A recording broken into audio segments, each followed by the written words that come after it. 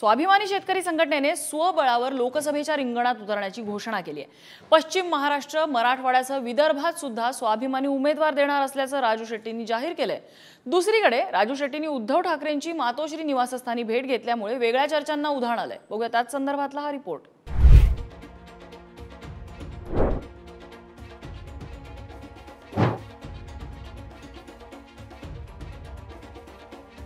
आम्ही ठरवलेलं आहे 6 जागा लढवण्याचं आणि ते 2 वर्षापासून आमची तयारी चालू आहे। एकच गट्टी राजू शेट्टी या घोषवाक्याला जागत स्वाभिमानी शेतकरी संघटनेनं लोकसभेसाठी स्वबळाचा नारा दिलाय। लोकसभेसाठी शड्डू ठोकत 6 जागा लढवण्याची घोषणा राजू शेट्टींनी केली आहे। पश्चिम महाराष्ट्र आणि मराठवाड्यासह विदर्भातही स्वाभिमानी आपले उमेदवार उतरवणार आहे। तर हातकणंगले मतदारसंघासाठी पुन्हा एकदा राजू शेट्टींनी दंड थोपटलेत। स्वाभिमानी जे जागा लढवणार आहे त्या सध्या कोणाकडे आहेत हे पाहूया। हातकणंगले धैर्यशील माने, शिंदेंची शिवसेना। कोल्हापूर संजय मंडलिक, शिंदेंची शिवसेना। बुलढाणा प्रतापराव जाधव, शिंदेंची शिवसेना। सांगली संजय काका पाटील, भाजप। माढा रणजितसिंह निंबाळकर, भाजप। परभणी संजय जाधव, ठाकरेंची शिवसेना। आम्ही स्वतंत्रपणाने निवडणूक लढवणार आहोत आणि तो निर्णय आमचा झालेला आहे। त्याचा पुनर्विचार करण्याचा सध्या तरी काही प्रश्नच येत नाही। आम्ही ठरवलेलं आहे 6 जागा लढवण्याचं आणि ते 2 वर्षापासून आमची तयारी चालू आहे।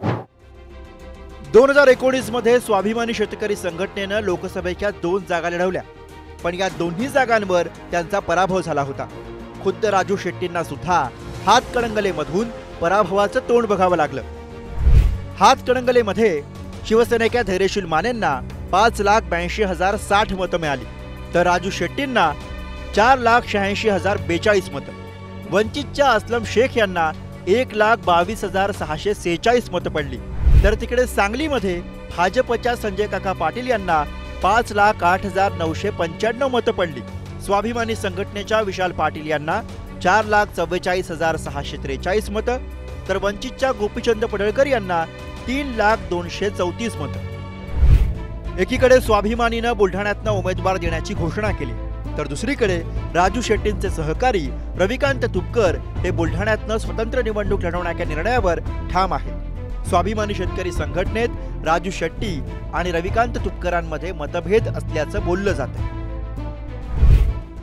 वर कोणाची युती हो, वर कोणाची आघाडी हो, खाली कोण जाओ, वर कोण जाओ, कोणाची सेटलमेंट कोणासोबत हो, त्याच्याशी आम्हाला काही घेणं देणं नाही। आमचं फक्त एवढंच आहे, बुलढाणा जिल्ह्यातल्या शेतकऱ्यांचा मला आग्रह आहे, तरुणांचा रेटा आहे की बुलढाण्यातून तुम्ही लोकसभेची निवडणूक लढली पाहिजे। 1 वोट 1 नोट लोक भरभरून वर्गणी सुद्धा आम्हाला आता निवडणुकीची आतापासूनच देत आहेत।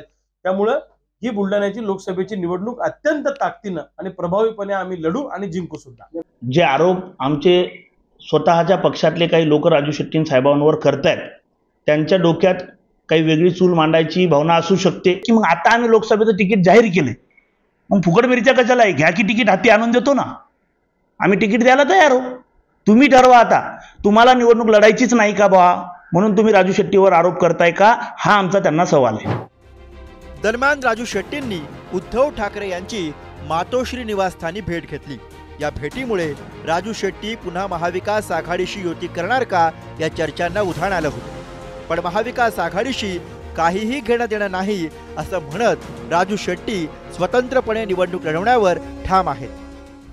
मवियाशी मला काही देणं घेणं नाही। मी वेळोवेळी स्पष्ट केलेलं आहे की मवियाच्या माध्यमातून त्यांनी जे काही विशेषतः काँग्रेस राष्ट्रवादीनं कारखानदारांना पूरक अशा प्रकारचं FRPचे तुकडे करणं किंवा भूमी अधिग्रहण कायद्याची मोडतोड करून जी रस्त्याला जमीन गेल्यानंतर शेतकऱ्यांना जी काही 4-5 आणि 5 पट मोबदला मिळायचा तो 60% त्याच्यामध्ये कपात करण्याचं जी दुरुस्ती विधिमंडळामध्ये महाविकास आघाडीचं सरकार असताना केली, हे आमचे आक्षेपाचे मुद्दे आहेत आणि म्हणून आम्ही मविया सोडलेले आहेत।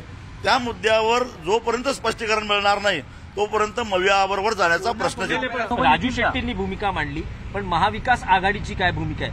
महाविकास आघाडीला राजू शेट्टी यांची आज गरज आहे का? आम्ही शिवसेनेने हातकणंगले हा मतदारसंघ लढवला होता आणि जिंकला होता।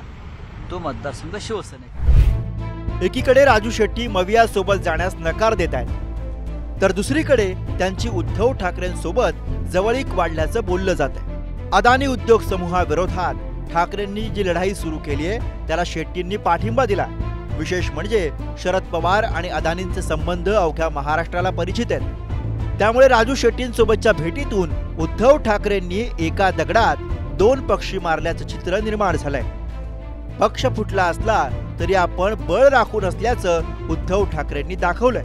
याशिवाय ठाकरे शेट्टी आंबेडकर एकत्र येणार का या चर्चांनाही हवा दिली. ब्युरो रिपोर्ट, पुढारी न्यूज.